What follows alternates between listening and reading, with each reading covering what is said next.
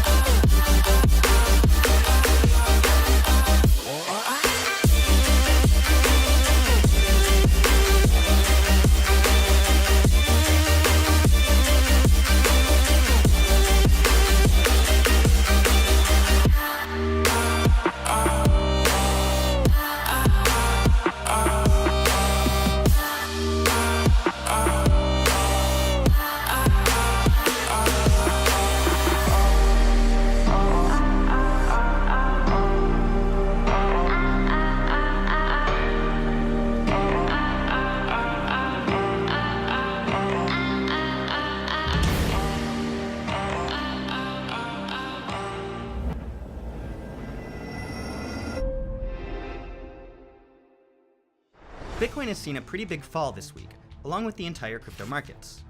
However, some people like Tom Lee saw the pretty bullish outlook for the cryptocurrency. Even though Lee slashed his 25k price point for Bitcoin's end of the year price earlier this week, he's then maintained a 15k price point even amidst the current market crash. Even though experts from Bloomberg also say that Bitcoin could go as low as 1500, they still kind of think that's a good thing, saying that that's what makes the coin less boring, whatever that means. Anyway, we've talked to some experts about this, including Tapscott, Anthony Pompliano, and Tone Vays, to find out what's going on with this market crash. There is no cause. There is never a single cause that causes any crash. There is never a single cause that causes a big run-up. The Bitcoin was overpriced. It's been overpriced all year. Bitcoin does that. Bitcoin constantly drops 80 or 90% to make sure people know what they're doing, that they understand why they're in Bitcoin. And I think there were so many big buyers of Bitcoin, and they weren't buying it for the right reasons. They were buying it to make a quick buck and to be famous and to make money for their investors. And I think a lot of these people need to exit the market completely. There's a lot of what I call the conspiracy theories are out, right? Is it folks are just selling because kind of end of year stuff? Is it because of the Bitcoin Cash fork? Is it because I saw a report today that said, people who bought in early 2017 are starting to sell now because they're near their cost basis? I think it could be a combination of all of that. But I don't know if it actually really matters, right? I tell people that the individual reasoning is much less important than the longer term trend. We've been in a bear market for a while. I think we're going to continue to stay in that bear market until we kind of bottom out. Well, I don't think there's any one particular cause to the market crash. If you look at what's happened over the past year or so, the market has been declining since an all-time high in January. And I think that the high that we reached was an artificial one. It was based on a lot of hot money entering the sector and pushing valuations up to a level that were totally unsustainable. So I think most of the correction that we've seen so far has been very healthy. I think what's happened in the past couple of days or a couple of weeks has basically been a flight to liquidity. So effectively, we're in a period of time where there are a lot of investors who own lots of different kinds of alternative coins, or things other than Bitcoin, basically. And as the market continues to correct, they're looking to liquidate into something that has more fungibility, more liquidity. And then what's compounding that, I think, is that over the past, I should say about a year ago, a bunch of people went out and raised a lot of money for funds, which are nearing the 1-year maturity date when typically investors are able to redeem. And so it wouldn't be surprising if I saw a lot of those different kinds of investors redeeming now, and that's exacerbating that liquidity crunch. And then compounding that, there are a lot of projects who've raised money over the past year who are looking at their treasury basically evaporating because they still hold a disproportionate amount in Ether and Bitcoin, and they're essentially trying to liquidate into fiat. as quickly as possible. So it's sort of a perfect storm of a number of things. One was, valuations were too high. Number two is we're in the midst of a prolonged bear market.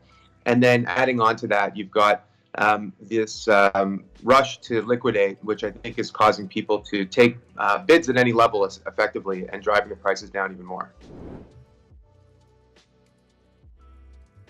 The psychological argument is just there's not enough pain yet. People are still, if you look on Twitter saying, oh, it's coming back, right? There's this belief that, it's going to be okay. And I think that that means we haven't reached true capitulation yet. And when we reach that, that's kind of the psychological bottom, if you will.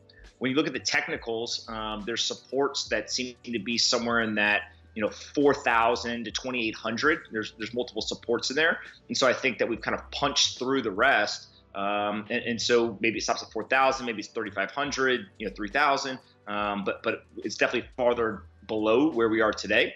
And then I think the other thing is the historicals, right? So historical analysis does not necessarily mean that's what's going to happen in the future, but it is a good way to get perspective, right? And so if you look at kind of the first two market cycles, there was over 80% drawdowns. So we're at 75% today, which is close. But if we went to $3,000, it'd put us right about 85%, right off that all-time high. And so I think that's really kind of the triangulation of multiple arguments around psychology, technicals, historicals, et cetera, that get us into that sub $4,000 price point as a general target.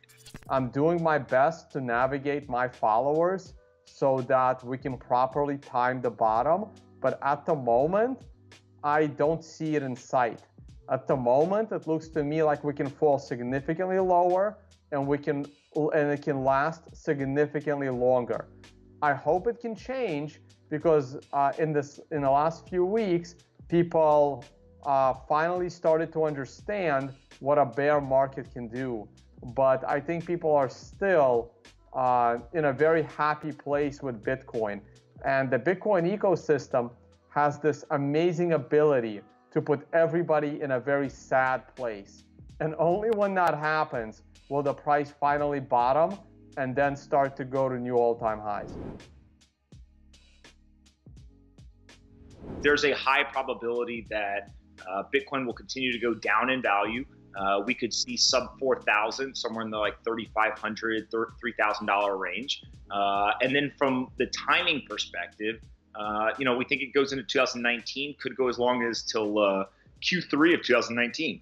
And so if that happens, we're talking about another 9 or 10 months possibly of this bear market until there's true blood in the street, capitulation, and people basically give up and leave the industry. I don't think we've hit the bottom.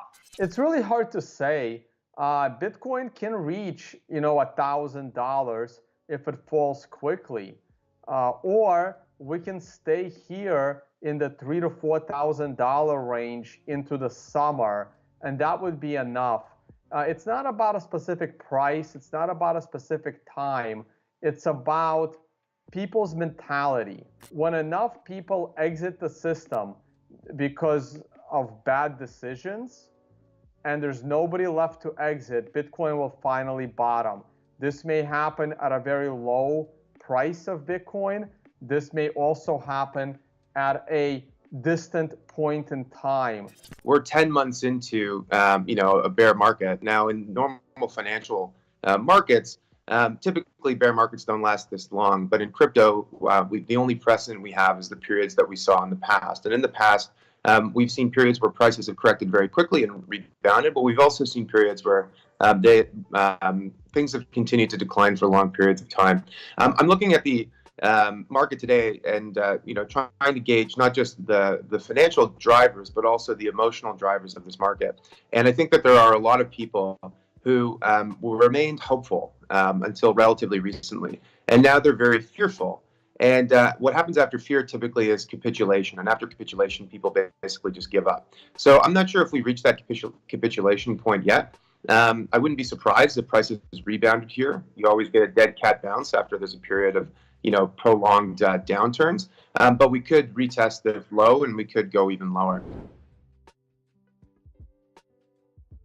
All of the speculators and the tourists have sold, they've left, and what you get is you're left with this base of holders who are saying, I'm a long-term believer. I'm not going anywhere, and there's really that true seller fatigue, and it feels like that's probably lower than where we are today. I think that the government crackdown on cash can help Bitcoin go a long way. As the government starts to eliminate cash, more physical cash, more and more people will be looking at Bitcoin. If the global economy starts to go down really badly, the governments might go after people for taxes, and people might be looking at Bitcoin as a bit of a safe haven. We need to have people feel that there's value in these assets and be willing to buy them, not because of momentum or because of FOMO, but because they're actually valuing it on what the fundamental utility could be long term.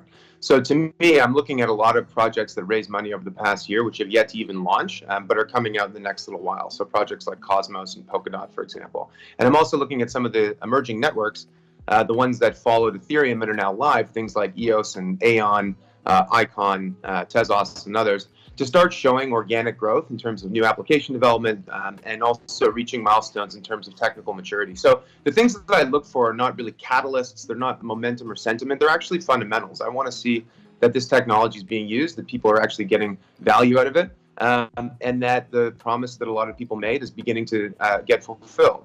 In the end, ultimately, the thing about technology is that people generally tend to vastly overestimate its potential in the short term and then vastly underestimate its potential in the long term. Anybody who's hanging their hopes on a reversal in the market because of things like a Bitcoin ETF or so-called institutional buying or, the adoption of Bitcoin futures through Backed, I think all of those catalysts that people are looking at will be positive, but don't hang your hat on them. If you're only hoping that, one single news event is going to change the direction of a marketplace, I think you're going to be mistaken. I think that there's a lot more that needs to happen for this market to turn around. But yeah, of course, I view those things as being very positive.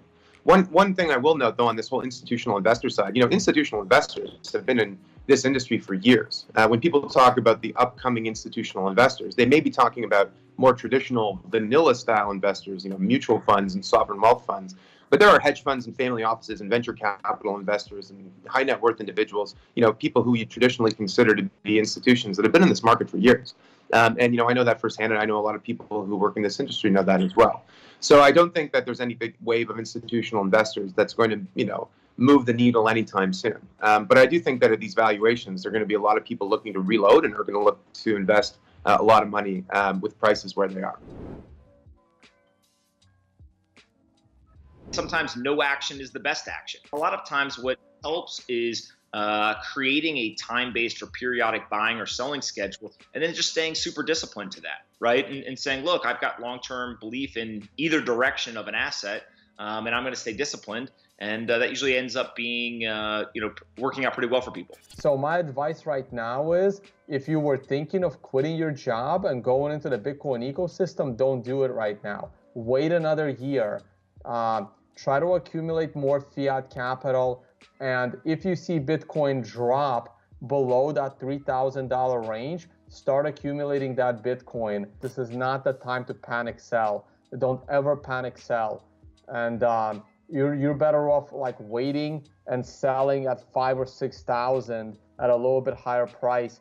And if we did bottom, I don't believe that we did, but if we did bottom at 4,000 this morning and we start to go up to new all-time highs, that's okay. You can buy it back above 10,000. The important part is to buy it at 10,000 and you hold it into 50,000, 100,000. Well, I've never really understood the concept of hodling. I understand the concept of holding something long term because you think that it's underpriced and you think the value is going to go up. But if you are looking at investment today and you think on its merits, there's a chance that it could go down for a while, then I don't see why you wouldn't try and mitigate your losses and then re-enter at a lower price. And also, there are practical tax reasons why you may want to sell, especially as we're going into year end to capture a capital loss.